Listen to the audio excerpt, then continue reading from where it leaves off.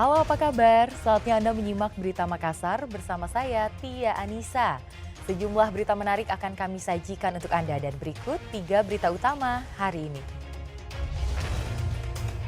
Guru pondok pesantren di Kabupaten Maros ditetapkan sebagai tersangka karena melakukan pelecehan seksual terhadap puluhan santriwati. Sepeda motor yang melaju dengan kecepatan tinggi menabrak sebuah minibus dari arah berlawanan di Kabupaten Sinjai. 1 pelajar tewas di lokasi kejadian. Tiang besi penyangga jaring lapangan golf di Makassar menimpa belasan rumah warga hingga rusak parah.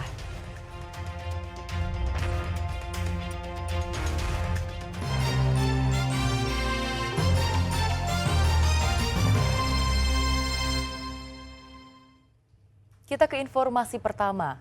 Seorang guru pondok pesantren di Kabupaten Maros ditetapkan sebagai tersangka karena melakukan pelecehan seksual terhadap 20 santriwati. Sang guru juga dipecat dari pondok pesantren tempatnya mengajar.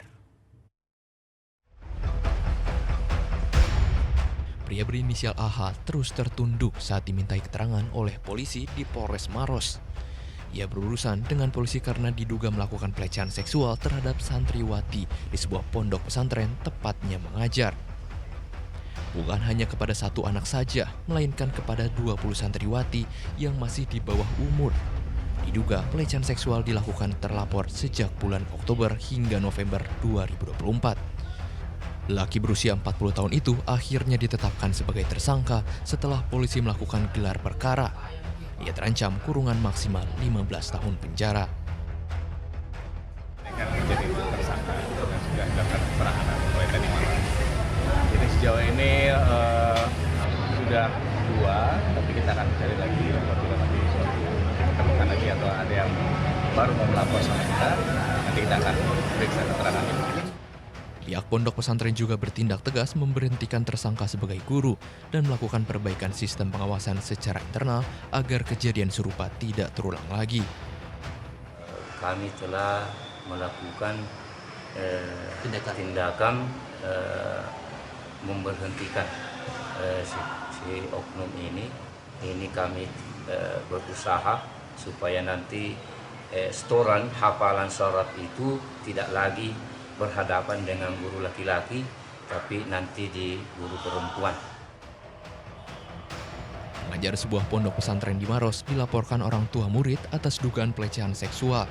Perbuatan itu dilakukan pada awal November dengan dalih setoran hafalan. Reis Habu melaporkan dari Kabupaten Maros. Seorang pria di Kabupaten Pangkep terlibat duel dengan keponakannya hingga mengakibatkan sang keponakan tewas. Pelaku tersinggung karena sering mendapat kata-kata tak sopan oleh saudara korban.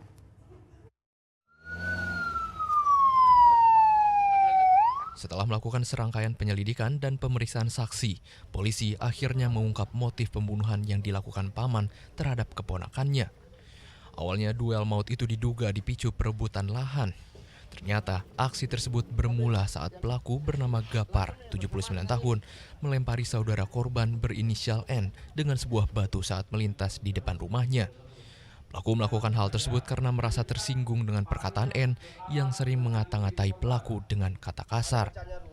Selang 1 jam, korban yang merupakan saudara N datang ke rumah pelaku sambil memegang parang dengan mengajak duel pelaku. Pelaku yang emosi pun meladeni ajakan duel tersebut dengan menggunakan senjata tajam. Tidak terima mungkin dikata-katai saudaranya sehingga datang untuk korban datang mengajak pelaku untuk berkelahi. Mulai lempar batu. Pelaku yang melempari adiknya korban. Sempat sempat mereka cekcok sampai ada kata-kata dewasa. Sebelumnya tidak ada cekcok antara kenapa dilempari batu. Cuma itu karena menurutnya dia bahwa sering dikata-katai telas.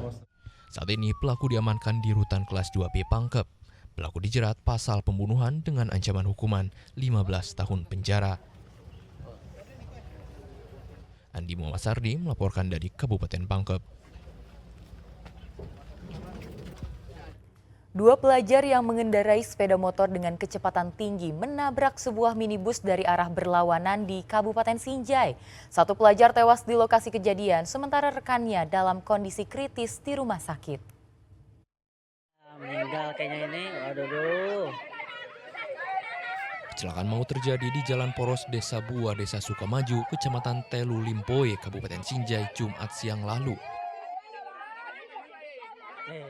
Warga setempat yang melihat korban bersimbah darah pun histeris karena korban tewas di lokasi kejadian. Sementara rekannya tak sadarkan diri langsung dilarikan ke rumah sakit umum daerah Sinjai. Diduga kedua pelajar itu berboncengan motor dengan kecepatan tinggi hingga kehilangan kendali dan terjatuh saat melewati tikungan. Sementara dari arah berlawanan, sebuah minibus melaju kencang dan menabrak motor korban. Kecelakaan pun tak terhindarkan. Sementara di Kabupaten Maros, sebuah truk tronton pemuat rak telur menyeruduk median jalan hingga menyebabkan beberapa tiang lampu jalan roboh. Kecelakaan tunggal di jalur Trans Sulawesi Poros Maros Pangkep ini diduga terjadi karena sopir kelelahan hingga kehilangan kendali saat mengendarai truk. Jadi kejadiannya itu sekitar jam 3.40 pagi ya, kalau nggak salah sekitar 3.40 pagi. Jadi arus pada saat itu masih sepi untuk sopir sendiri, sementara sudah kita arahkan ke unit Gakum untuk diambil keterangannya untuk memberikan kejelasan terkait peristiwa tersebut. Beruntung tidak ada korban jiwa dalam peristiwa ini, namun boks kontainer sempat terlepas dan menutup akses jalan utama. Andi Muhammad Sardi, Rai Sabu melaporkan dari Kabupaten Sinjai dan Kabupaten Maros. Longsor kembali terjadi di Jalan Poros Maros menuju Bone. Material batu dari pegunungan berguguran menutup badan jalan.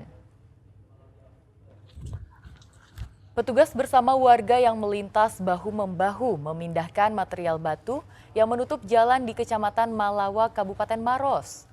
Material batu berguguran dari pegunungan di sekitar Tompo Ladang setelah wilayah itu diguyur hujan dengan intensitas tinggi. Setelah material dibersihkan, lalu lintas kendaraan yang sempat tersendat kembali dapat melintas. Petugas mengimbau masyarakat untuk mewaspadai terjadinya longsor susulan karena cuaca ekstrim masih melanda wilayah ini. Jadinya perlambatan dari dua arah sehingga membutuhkan penguraian, namun hal tersebut sudah kami atasi bersama Polsek Malawa. Saat ini akses jalan poros tersebut sudah dapat dilalui dari dua arah. Namun saat ini cuaca masih sedang diguyur hujan, sehingga kami informasikan dan himbaukan kepada seluruh pengguna jalan agar tetap mengutamakan keselamatan saat melintasi jalan poros tersebut.